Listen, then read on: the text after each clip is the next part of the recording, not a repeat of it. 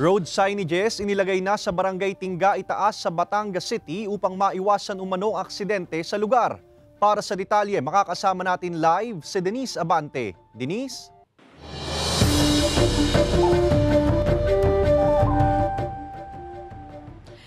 Limang road signages lang muna ang inilagay ng TDRO Batangas dito sa kurbadang bahagi ng Barangay Tingga Itaas upang magsilbi umanong babala sa mga motorista lalo na sa mga kargadong sasakyan.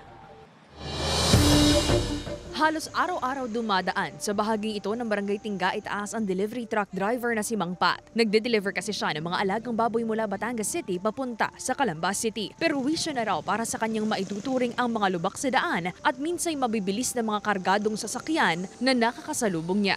Sobra sigurong bigat sa pangarga, ma'am. Ang kalsada natin, lubak-lubak kasi yan eh. Dapat ayusin na para maganda ng pagano sa mga sasakyan. At bilang tugon sa umano'y dumaraming bilang ng aksidenteng naitatala sa lugar, naglagay ng mga pansamantalang road signage ang Transportation Development and Regulatory Office o TDRO sa bahagi ng kalsadang sakop ng Barangay Tingga Itaas upang magsilbing gabay ng mga motoristang dadaan sa lugar.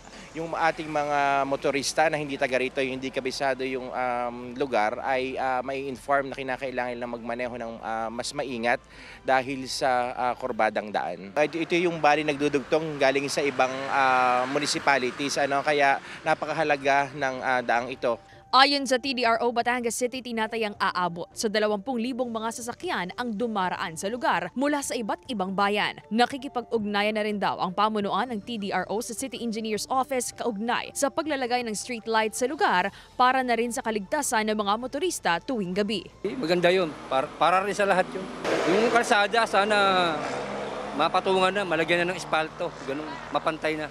Sabi naman ng DPWH, may plano na ng pagsasaayos ng naturang kalsada.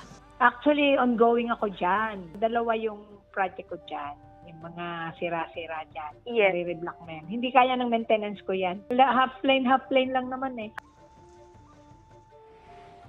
Ayon sa DPWH Batangas, sinabing posibleng bago matapos ang taon ay may sasaayos na ang mga lubak sa kalsada upang iwas disgrasya na rin sa mga motorista. Balik sa'yo, Ace. Maraming salamat, Denise Abante.